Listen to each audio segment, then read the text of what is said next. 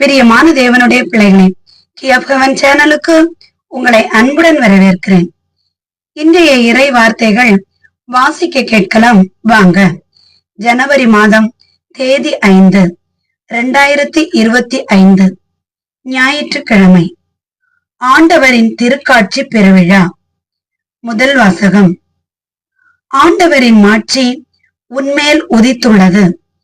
இறைவாக்கினர் எசாயா நூலிலிருந்து வாசகம்.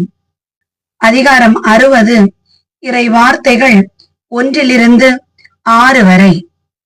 எருசலேமே, எழு, ஒளி வீசு, உன் ஒளி தோன்றியுள்ளது. ஆண்டவரின் மாட்சி உன்மேல் உதித்துள்ளது. இதோ இருள் பூவுலகை மூடும், காரிருள் மக்களினங்களை கவ்வும். ஆண்டவரோ உன் மீது எழுந்தருள்வார். அவரது மாட்சி உன் மீது தோன்றும். பிற இனத்தார் உன் ஒளி நோக்கி வருவர். மன்னர் உன் உதய கதிர் நோக்கி நடை போடுவார். உன் கண்ணை உயர்த்தி உன்னை சுற்றிலும் பார். அவர்கள் அனைவரும் ஒருங்கே திரண்டு உன்னிடம் வருகின்றனர். தொலையிலிருந்து உன் புதல்வர் வருவர். உன் புதல்வியர் தோளில் தூக்கி வரப்படுவர். அப்பொழுது நீ அதை கண்டு அகமகிழ்வாய். கடலில் திரள் செல்வம் உன்னிடம் கொணரப்படும். பிற இனத்தாரின் சொத்துக்கள் உன்னை வந்தடையும்.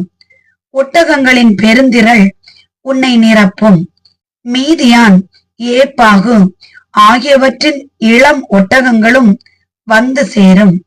சேபா நாட்டினர் யாவரும் பொன் நறுமணப் பொருள் ஏந்தி வருவர்.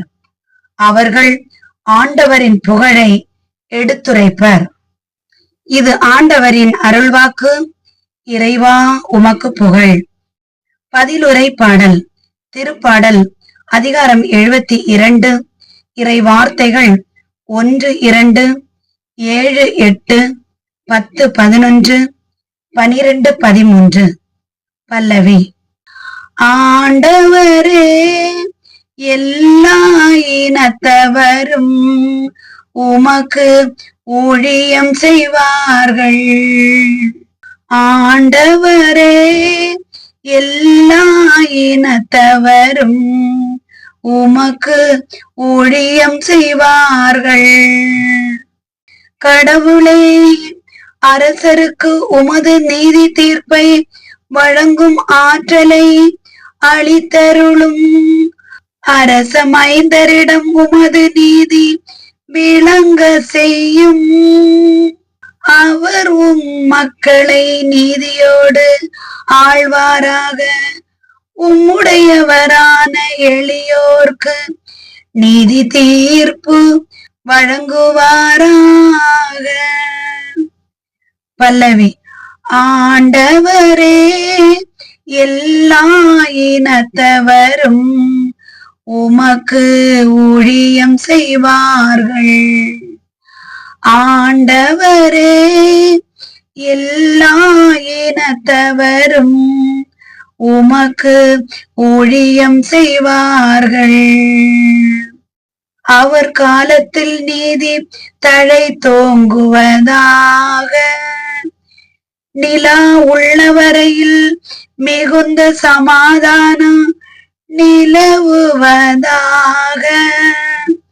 ஒரு கடலில் இருந்து அடுத்த கடல் வரைக்கும் அவர் ஆட்சி செலுத்துவார். பேராற்றலில் இருந்து உலகின் எல்லை வரைக்கும் அவர் அரசாழ்வார். பல்லவி. ஆண்டவரே, எல்லா இனத்தவரும் உமக்கு ஊழியம் செய்வார்கள்.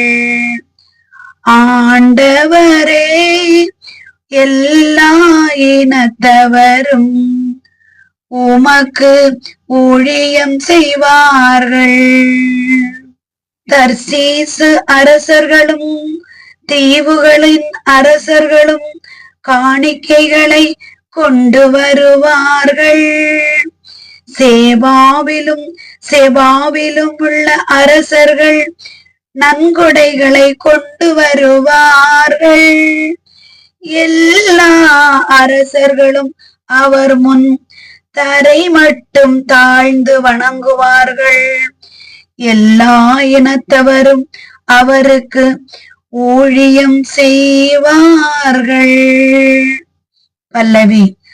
ஆண்டவரே, எல்லா இனத்தவரும் உமக்கு ஊழியம் செய்வார்கள். ஆண்டவரே, எல்லா இனத்தவரும் உமக்கு ஊழியம் செய்வார்கள். தம்மை நோக்கி மன்றாடும் ஏழைகளையும் திக்கற்ற எளியோரையும் அவர் விடுவிப்பார். வறியோர்க்கும் ஏழைகட்கும் அவர் இரக்கம் காட்டுவார். ஏழைகளின் உயிரை காப்பாற்றுவார். பல்லவி. ஆண்டவரே, எல்லா இனத்தவரும் உமக்கு ஊழியம் செய்வார்கள். ஆண்டவரே, எல்லா இனத்தவரும் உமக்கு ஊழியம் செய்வார்கள். இரண்டாம் வாசகம். பிற இனத்தாரும் கிறிஸ்து இயேசுவின் மூலம் உடன் உரிமையாளர் என இப்போது வெளியாக்கப்பட்டுள்ளது. திருத்தூதர் பவுல் எபேசியருக்கு எழுதிய திருமுகத்திலிருந்து வாசகம். அதிகாரம் 3, இறை வார்த்தைகள் 2-3a வரை மற்றும் 5-6 வரை. சகோதரர் சகோதரிகளே, உங்கள் நலனுக்காக கடவுளின் அருளால் எனக்கு அளிக்கப்பட்ட பொறுப்பை பற்றி கேள்விப்பட்டிருப்பீர்கள் என எண்ணுகிறேன். அந்த மறைபொருள் எனக்கு இறை வெளிப்பாட்டின் வழியாகவே தெரிவிக்கப்பட்டது. அந்த மறைபொருள் மற்ற தலைமுறைகளில் வாழ்ந்த மக்களுக்கு தெரிவிக்கப்படவில்லை. ஆனால் இப்போது தூய ஆவி வழியாக தூய திருத்தூதருக்கும் இறை வாக்கினருக்கும் வெளிப்படுத்தப்பட்டுள்ளது. நற்செய்தியின் வழியாக பிற இனத்தாரும் கிறிஸ்து இயேசுவின் மூலம் உடன் உரிமையாளரும் ஒரே உடலின் உறுப்பினரும் வாக்குறுதியின் உடன் பங்காளிகளும் ஆகியிருக்கிறார்கள் என்பதே அம்மறைபொருள். இது ஆண்டவரின் அருள்வாக்கு. இறைவா, உமக்கு நன்றி. நற்செய்திக்கு முன் வாழ்த்தொலி. மத்தேயு அதிகாரம் 2, இறை வார்த்தை 2. ஹல்லேலூயா, ஹல்லேலூயா, அல்லேலூயா. ஹல்லேலூயா, ஹல்லேலூயா, அல்லேலூயா. ஹல்லேலூயா, ஹல்லேலூயா, அல்லேலூயா. ஹல்லேலூயா, ஹல்லேலூயா, அல்லேலூயா. ஆண்டவரின் வெண்மீன் எழக் கண்டோம், அவரை வணங்க வந்திருக்கிறோம். அல்லேலூயா, அல்லேலூயா, அல்லேலூயா, அல்லேலூயா. ஹல்லேலூயா, ஹல்லேலூயா, அல்லேலூயா. ஹல்லேலூயா, ஹல்லேலூயா, அல்லேலூயா. ஹல்லேலூயா, ஹல்லேலூயா, அல்லேலூயா. நற்செய்தி வாசகம். அரசரை வணங்க வந்திருக்கிறோம். மத்தேயு எழுதிய தூய நற்செய்தியிலிருந்து வாசகம். அதிகாரம் 2, இறை வார்த்தைகள் 1-12 வரை. ஏரோது அரசன் காலத்தில் யூதேயாவில் உள்ள பெத்லகேமில் இயேசு பிறந்தார். அப்பொழுது கிழக்கிலிருந்து ஞானிகள் எருசலேமுக்கு வந்து, யூதர்களின் அரசராக பிறந்திருக்கிறவர் எங்கே? அவரது விண்மீன் எழக் கண்டோம், அவரை வணங்க வந்திருக்கிறோம் என்றார்கள். இதை கேட்டதும் ஏரோது அரசன் கலங்கினான். அவனோடு எருசலேம் முழுவதும் கலங்கிற்று. அவன் எல்லா தலைமை குருக்களையும் மக்களிடையே இருந்த மறைநூல் அறிஞர்களையும் ஒன்று கூட்டி மெசியா எங்கே பிறப்பார் என்று அவர்களிடம் விசாரித்தான். அவர்கள் அவனிடம், யூதேயாவில் உள்ள பெத்லகேமில் அவர் பிறக்க வேண்டும். ஏனெனில் யூதா நாட்டு பெத்லகேமே, யூதாவின் ஆட்சி மையங்களில் நீ சிறியதே இல்லை. ஏனெனில் என் மக்களாகிய இஸ்ரவேலை ஆயரென ஆள்பவர் ஒருவர் உன்னிலிருந்தே தோன்றுவார் என்று இறைவாக்கினர் எழுதியுள்ளார் என்றார்கள். பின்பு ஏரோது யாருக்கும் தெரியாமல் ஞானிகளை அழைத்து கொண்டு போய் விண்மீன் தோன்றிய காலத்தை பற்றி உறுதி செய்து கொண்டான். மேலும் அவர்களிடம், நீங்கள் சென்று குழந்தையை குறித்து திட்டவட்டமாய் கேட்டு எனக்கு அறிவியுங்கள். அப்பொழுது நானும் சென்று அக்குழந்தையை வணங்குவேன் என்று கூறி அவர்களை பெத்லகேமுக்கு அனுப்பி வைத்தான். அரசன் சொன்னதை கேட்டு அவர்கள் புறப்பட்டு போனார்கள். இதோ முன்பு எழுந்த விண்மீன் தோன்றி குழந்தை இருந்த இடத்திற்கு மேல் வந்து நிற்கும் வரை அவர்களுக்கு முன்னே சென்று கொண்டிருந்தது. அங்கே நின்ற விண்மீனை கண்டதும் அவர்கள் மட்டில்லா பெருமகிழ்ச்சி அடைந்தார்கள். வீட்டிற்குள் அவர்கள் போய் குழந்தையை அதன் தாய் மரியா வைத்திருப்பதை கண்டார்கள். நெடுஞ்சான் கிடையாய் விழுந்து குழந்தையை வணங்கினார்கள்.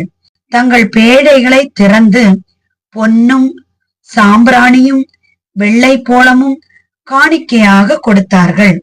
ஏரோதிடம் திரும்பி போக வேண்டாம் என்று கனவில் அவர்கள் எச்சரிக்கப்பட்டதால் வேறு வழியாக தங்கள் நாடு திரும்பினார்கள். இது ஆண்டவரின் அருள்வாக்கு. இறைவா உமக்கு நன்றி. பிரியமான தேவனுடைய பிள்ளைகளே, இன்றைய இறை வார்த்தைகளை வாசிக்க கேட்டீர்கள். பிரியமானவர்களை, இன்றைய இறை வார்த்தைகளில் நாம் பார்க்கும்போது நம்முடைய ஆண்டவராகிய இயேசு கிறிஸ்துவின் பிறப்பு செய்தியை கேட்ட ஞானிகள் அவரை சென்று வணங்குவதை கண்டோம். பிரியமானவர்களே, ஆண்டவருடைய பிறப்பு செய்தியை கேட்ட நாம் நம்முடைய வேதாகமத்திலிருந்து ஆண்டவர் திரும்பவும் வருவார் என்பதை முடிவாக நம்பி காத்திருக்கிறோம். அந்த தருணங்களில் நாம் செய்ய வேண்டிய பல விஷயங்கள் இருக்கிறது. ஆனாலும் நாம் இது ஒன்றையாவது கண்டிப்பாக வீடுகளில் செய்ய வேண்டும். என்னவென்றால், நான் தினமும் சொல்வது ஒன்றுதான். பிரியமானவர்களே, விழித்திருந்து ஜெபம் பண்ணுங்கள். அந்த 10 கன்னிகளில் 5 கன்னிகள் எப்படி ஆண்டவருக்காக காத்திருந்தார்களோ அதுபோல நாம் விழித்திருந்து ஜெபிக்க வேண்டும். ஸ்தோத்திர பலிகளை செலுத்த வேண்டும். நன்றி மன்றாட்டை செலுத்த வேண்டும். ஆண்டவரை மகிமைப்படுத்துவது நமக்கு ஒரு பெரிய ஆசீர்வாதத்தை தரும். ஆண்டவருக்குள் எப்பொழுதும் சந்தோஷமாய் இருக்க வேண்டும். பிரியமானவர்களே, கிறிஸ்தவர்களாக வாழ்ந்து கொண்டிருக்கிற நாம் கிறிஸ்துவுக்குள்ளாக வாழ வேண்டும். கிறிஸ்துவுக்குள்ளாக வாழும் போது நமக்கு அனைத்து ஆசீர்வாதங்களும் ஆண்டவர் நேர்த்தியாய் செயல்படுத்துவார்.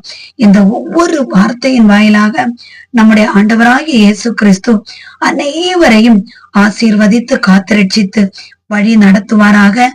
ஆமேன். என்றும் அன்புடன் லைலா ஜேசுபாலன்.